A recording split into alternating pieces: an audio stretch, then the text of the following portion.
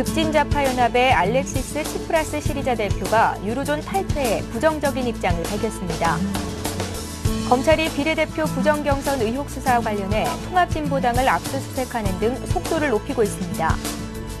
한EU FTA 발효 이후 관세 인하 품목은 수출이 늘었지만 기존 무관세 품목 수출도 크게 줄어 유럽 지역 전체 수출은 오히려 감소했습니다. 국내 1000대 기업 등기 임원의 작년 평균 보수는 3억 7,670만 원으로 전년보다 23.8% 오른 것으로 나타났습니다. 시청자 여러분 안녕하십니까? 생경제 현장의 최은정입니다. 코스피 지수가 간만에 1% 가까이 오르면서 상승 마감이 됐습니다. 하지만 오늘의 반등에 대한 전문가들의 시선이 낙관적인 것만은 아닌데요. 시장에 대한 분석과 대응 전략까지 신한금융투자 명품 PB 강남센터의 남경표 대리 연결해 알아봅니다. 안녕하세요. 네, 안녕하세요. 예, 오늘 시장부터 정리해 주십시오. 네, 금일 코스피 지수는 삼성전자 및 현대기아차의 강세에 힘입어 반등에 성공했습니다. 지난 주말 G8 정상이 그리스 유로존 탈퇴를 막겠다고 밝힌 점이 전해지며 장 초반 1800.40포인트까지 올랐지만 외국인들의 매도로 돌아서며 상승폭은 다소 축소되었습니다. 수급상으로는 외국인은 569억 원을 순매도하며 14거래일째 매도세를 이어갔으며 개인 및 기관은 각각 862억 원, 137억 원을 순매수하였습니다. 통신, 의약품, 유통 등 내수주를 제외한 대부분의 업종이 상승 마감했으며 전기, 전자 및 운송 장비는 2% 이상 급등 마감했습니다. 시총 상위 종목 중에서는 삼성전자가 닷새 만에 상승하면 120만 원을 회복하는 등 포스코, 신한지주, SK 하이닉스를 제외하고는 대부분 상승 마감했습니다. 코스닥 지수 역시 1% 넘게 상승 출발했으나 외국인 및 기관의 매도세 영향으로 하락 전환하여 내림세를 지속하다가 장 마감 직전 기관 매도폭을 줄임으로써 상승세로 전환하여 강보합 마감했습니다. 수급상으로는 개인 투자자만 139억 원을 순매수하였고 외국인 및 기관은 각각 48억 원, 80억 원을 순매도하였습니다. 업종별로는 IT, 유통, 통신, 방송, 음식료, 담배, 비금속 등이 상승 마감하였으며 운송, 섬유, 의류, 기계장비 등은 하락 마감하였습니다. 시총 상위 종목 중에서는 셀트리온, 서울반도체, CJ ENM, 파라다이스 등이 상승 마감하였으며 다음 CJ 오슈핑, 위메이드 등은 하락 마감하였습니다. 예, 이번 주 체크해볼 만한 내용들은 어떤 것들이 있겠습니까? 네, 우선 금주에도 시장의 모든 관심은 유로존 이슈에 집중될 것으로 보입니다. 특히 23일 예정되어 있는 EU 특별 정상회의에서 유로존의 불안을 잠재울 수 있는 대안을 마련할 수 있는지 여부가 관건이 될 것 같은데요. 이미 지난주에 그리스 정부는 EU 및 IMF, ECB 등이 출연한 헬레닉 금융 안정기금을 통해 500억 유로 중 180억 유로를 우선적으로 은행에 투입하였으며 일부 자본 합충을 통해 금주 ECB로부터 추가 지원을 받아낼 가능성이 높아 보입니다. 또한 독일의 메르켈 총리도 신재적 협약 개정에는 반대하고 있지만 성장 부양을 가미한 정책은 언제든지 수용한다는 뜻을 내비치고 있기 때문에 좀 더 구체적인 대안이 제시될 가능성이 있어 보입니다. 예, 끝으로 이번 주 대응 전략 짜주십시오. 예, 저희 하우스뷰에 따르면 금주에도 투자 심리 및 수급 상황의 위축으로 인한 지수 변동성이 지속될 것으로 전망하고 있습니다. 다만 현재의 리스크 강도는 지난 미국 신용등급 강등 당시 수준으로 판단하고 있습니다. 따라서 현재로서는 좀 더 시간이 필요할 것으로 보이지만 EU 특별 정상회의를 통해 구체적인 대안이 제시될 가능성이 높아졌으며 이를 통해 일정 수준의 시장 리스크가 완화된다면 저가 메리트 및 펀더멘털의 개선 여부 그리고 시장의 수급 구조를 고려해 볼 수 있을 것 같고요. 역시 IT 주도주인 삼성전자에 대한 관심은 지속할 필요성이 있어 보입니다. 예, 신한금융투자 명품 PB 강남센터의 남경표 대리였습니다. 고맙습니다. 고맙습니다.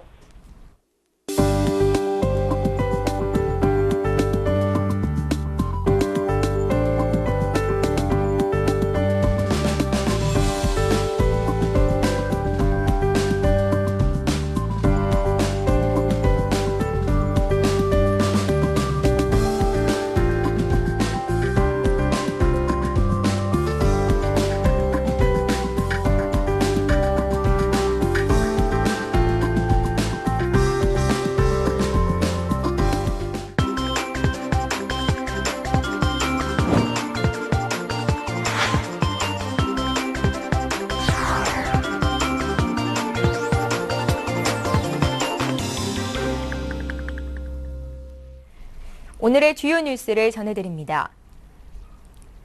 그리스에서 구제금융 재협상 공약으로 급부상한 급진자파연합을 이끌고 있는 알렉시스 치프라스 시리자 대표가 유로존 탈퇴에 부정적인 입장을 밝혔습니다.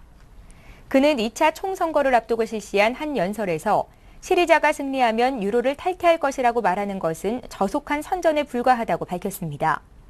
지난 총선에서 연정 구성이 실패함에 따라 다음 달 17일 치러지는 재총선은 그리스가 긴축을 축으로 하는 구제금융안을 받아들여 유로존에 계속 남게 될 것인지를 묻는 국민투표의 성격이 강한 상황입니다. 검찰이 비례대표 부정경선 의혹 수사와 관련 통합진보당을 압수수색하는 등 속도를 높이고 있습니다. 하지만 통진당 측이 정당 활동 침해라며 수색을 거부해 하루 종일 양측이 대치하는 상황이 벌어졌습니다.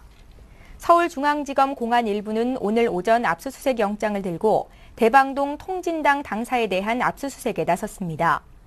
이에 당 관계자들이 변호사를 대동하고 급히 현장으로 달려가 압수수색을 가로막았습니다.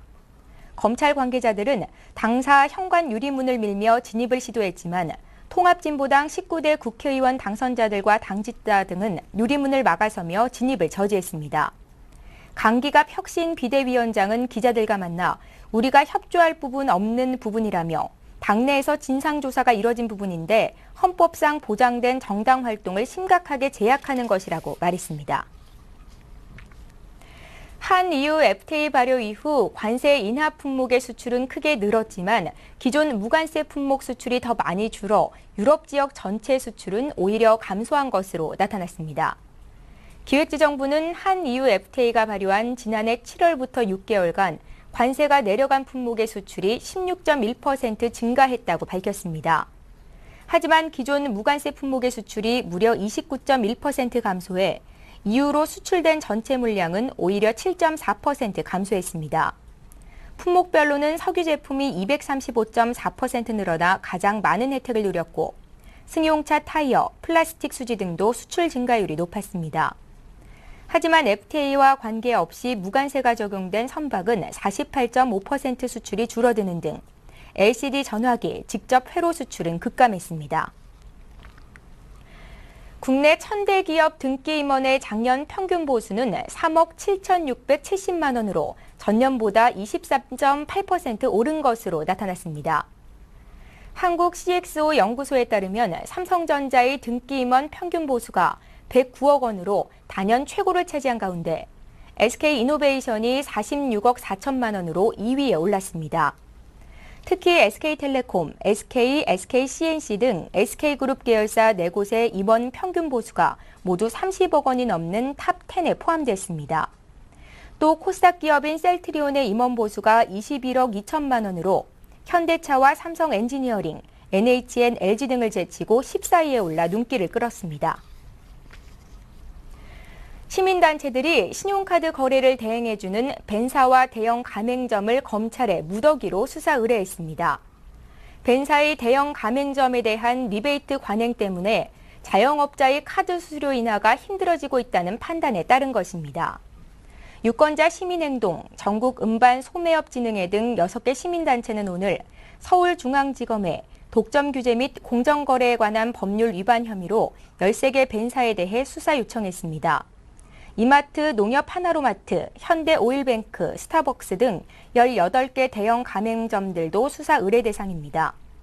시민단체들은 벤사들이 카드사로부터 받은 결제 수수료 대부분을 대형 가맹점에 전해주고 리베이트를 제공하는 등 출혈 경쟁을 벌여 중소 자영업자들만 수수료를 많이 내는 문제가 발생한다고 주장하고 있습니다.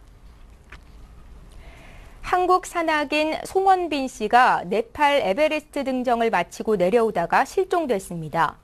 네팔 주재 한국 대사관은 충남고를 졸업한 산악인들로 구성된 원정대 일원인 송 씨가 현지 시간으로 19일 오후 에베레스트를 오른 뒤 하산 도중 사고를 당했다고 전했습니다. 대사관 관계자는 송 씨가 19일 밤과 20일 새벽 사이 변을 당한 것으로 베이스 캠프에 있는 원정대에게서 전해 들었다며 송 씨가 하산 도중 고소 증세로 갑자기 쓰러져 낭떠러지로 추락한 것으로 추정된다고 설명했습니다. 국내 인구가 한 달 후면 5천만 명을 돌파할 것이라고 합니다. 여기에 우리나라는 본격적으로 저출산 고령화 인구 구조로 변화될 것으로 예상이 되고 있는데요. 이와 관련해 서울경제신문이 인구 시리즈 연재를 시작했다고 합니다. 자세한 내용은 경제부의 윤홍우 기자 연결해 들어봅니다. 안녕하세요. 예, 안녕하세요. 예, 우리나라 인구가 다음 달인 6월 23일이면 5천만 명을 돌파할 것이라고 하는데요. 어떤 방식으로 계산이 된 건지부터 알려주십시오. 네, 정부는 현재 인구가 분당 얼마씩 늘어나고 있다는 인구 시계라는 것을 운영하고 있습니다.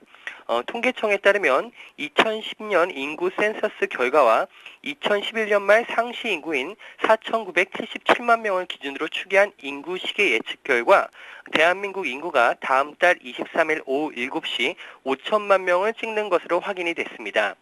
현재 인구 시계는 분당 0.43명씩 증가하고 있습니다. 정부는 이 시점을 기준으로 5천만 명 돌파 인구와 관련한 대대적인 기념 행사를 준비하고 있는데요. 통계청의 이 같은 인구 산식은 국내에 3개월 이상 거주한 인구 기준으로 계산됩니다. 행정안전부는 주민등록 인구를 기준으로 2010년 10월에 이미 우리나라 인구가 5천만 명을 넘어섰다고 발표했지만 이는 해외 교포까지 합산한 것으로 공식 통계로는 볼 수 없습니다. 우리나라 인구는 1968년 3천만 명을 넘어선 후 4천만 명까지 오는데 16년이 걸렸지만 출생률 감소로 인해 다시 4천만 명에서 5천만 명까지 오는 데는 28년이 걸렸습니다. 앞으로 장래 인구 추계를 보면 세계 최저 수준의 출산율을 기록하고 있는 우리나라는 2030년 5,216만 명으로 인구 정점을 찍고 인구 감소가 본격화될 것으로 보입니다.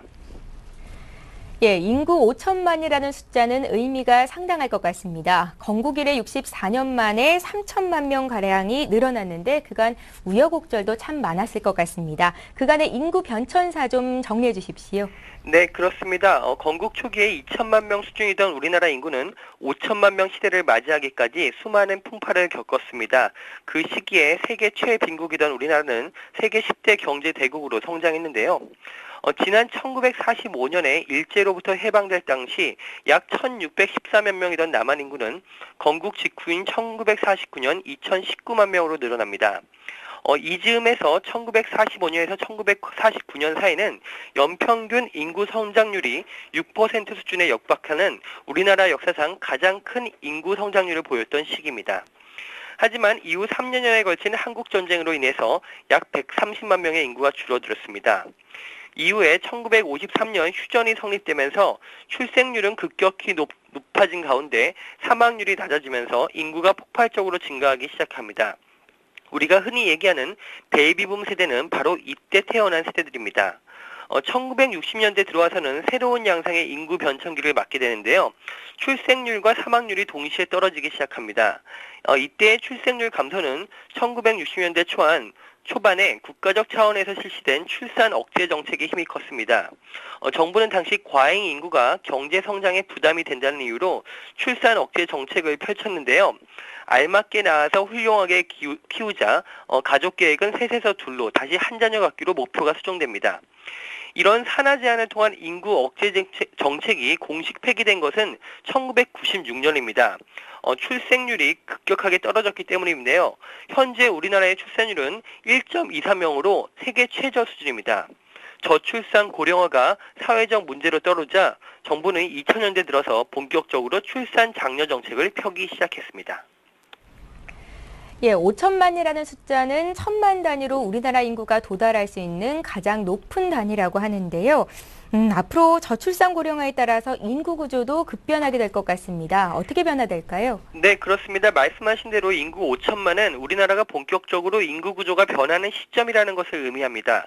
인구 감소가 시작되고 고령화에 따라 구조도 변합니다. 에너지가 빈곤하고 국토 면적도 좁은 우리나라에서 너무 많은 사람이 사는 것도 문제지만 인구가 계속 줄어드는 것은 더 큰 문제라고 할 수 있습니다. 경제 성장의 잠재력이 떨어지기 때문입니다. 총 인구수 감소보다도 더 우려되는 것은 인구 구조 변화인데요.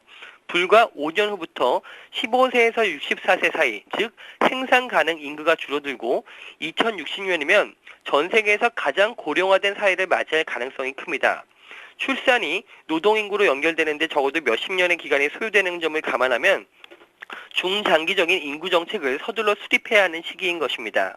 앞서 말씀드렸듯이 우리나라 인구 감소가 시작되는 시기는 2030년이지만 실제 노동 현장에 투입되는 생산 가능 인구가 줄어드는 시기는 앞으로 5년 후인 2017년부터입니다.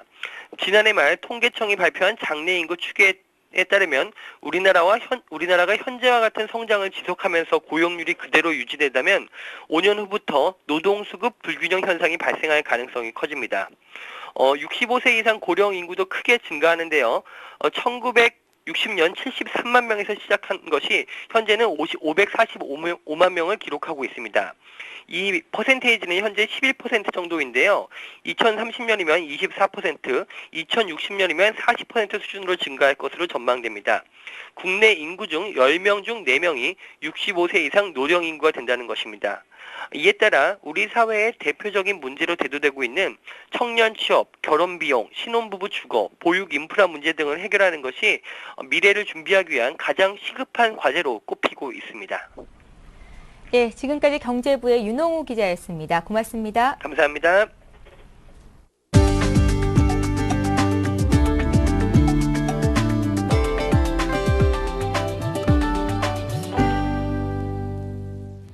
아우디 코리아는 프리미엄 컴팩트 SUV 뉴 아우디 Q3를 출시했습니다.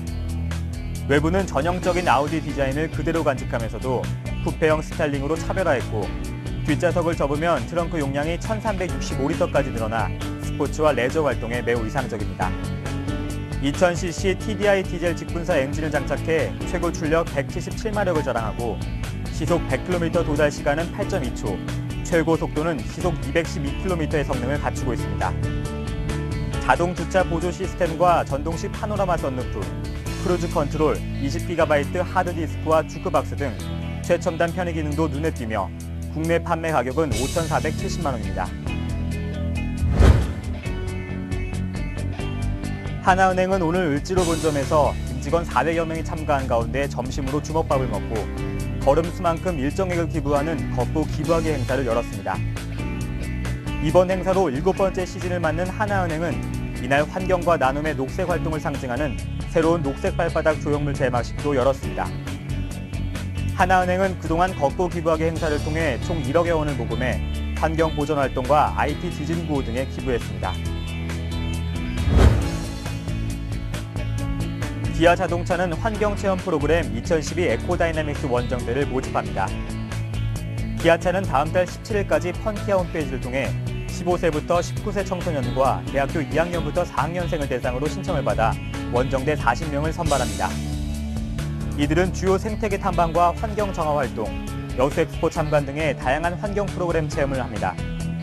또 7월 말부터 8월 초까지 아프리카에서 진행될 글로벌 에코 캠프에도 참석해 케냐 나이로비의 UN 환경계획 본부 방문과 킬리만자로 만년설 관측 등의 활동을 펼치게 됩니다. 포스코가 학교폭력 예방사업 지원에 동참합니다. 포스코는 한국 YWCA 연합회와 폭력 없는 학교 만들기 사업인 친친 와이파이존 업무 협약을 체결했습니다. 친친 와이파이존 사업은 전국 5개 지역 중학교와 함께 진행하는 사업으로 교사, 학생, 학부모가 모두 참여하는 프로그램을 통해 학교 폭력을 예방하는 사업입니다. 포스코는 운영 지원 지원뿐만 아니라 임직원 멘토 강연과 봉사 프로그램 등에도 참여할 예정입니다. 예, 오늘 생경제 현장은 여기까지입니다. 저희는 내일 이 시간에 다시 찾아뵙겠습니다. 고맙습니다.